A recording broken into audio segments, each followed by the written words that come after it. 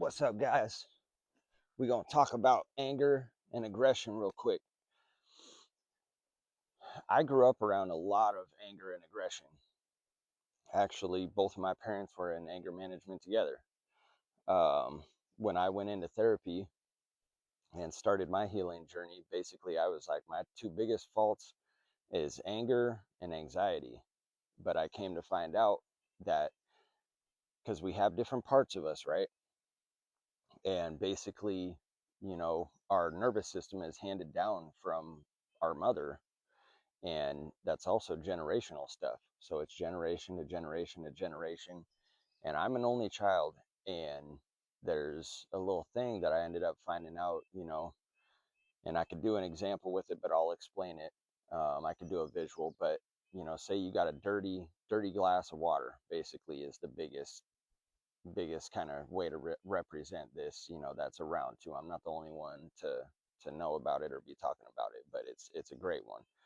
You got a dirty glass of water, but you keep pouring in clean water and cleaning that out, aka healing, working on yourself, traveling that healing journey, you'll clean it out. It doesn't just stay dirty. You got to keep pouring that clean water in, and then it'll clean it out. And then you got to be careful to protect your peace, and that involves a lot, um, being careful who you surround yourself with, and just being protective of it. Um, Blood is thicker than water. Family, if you have to lose family, I mean, make the right choice. If you know somebody dragging you down, doing you dirty, cut them out. If you want your life to be better, you got to do what you got to do. Same with friends. I mean, and they say people come for a reason, a season, or a lifetime. I don't know about that lifetime end really, except for maybe your children. Um, Yourself is the only the only one. Um, but I think there's a lot of truth to a reason or a season for sure, because I've had a lot of friends teach me things along the way, and invested in friendships and then been ghosted, different things like that for no reason even. And you're just like, what the hell? A lot of times, sometimes, especially when there's growth, you outgrow people. You can't pull everybody with you, and you can't bring everybody with you. But it's easy to be aggressive. It's easy to fight. Anybody can fight. I work around a lot of it. I'm a mental health technician currently. um, and I just see how there's just no regulation taught, myself included. I was not taught how to regulate my emotions, and that cost me a lot in my marriage with my kids. It caused a lot of fear, and that was heartbreaking for me to learn. But I've taken accountability and reflected, and thank God that ability was there, because a change had to be made. But self mastery is where it's at.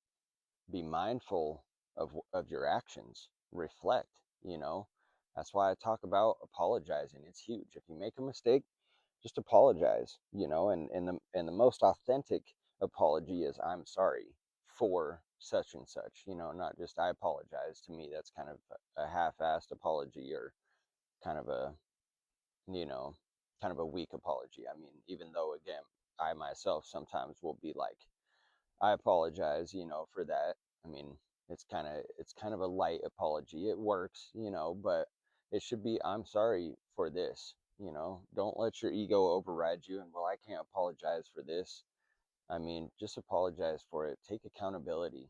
Um, you know, uh, but yeah, just self mastery, being calm, showing up for yourself. I learned that I had to show up for that anger in me. And actually, it was kind of cool, because I learned that that anger was actually a protector, is what they call it in IFS therapy. It was protecting me,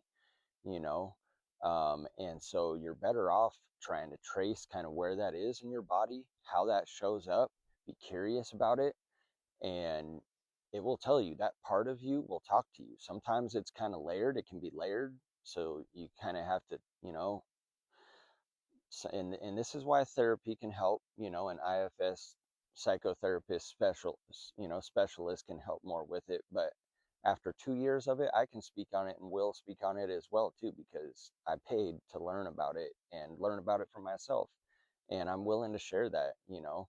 But like I said, sometimes it's layered and you have to be kind of curious, and there's parts that are below other parts, and you kind of have to ask a part if it's okay if, you know, like you talk to that other part, or, you know, get in touch with that part of yourself, because it's just all parts of ourself.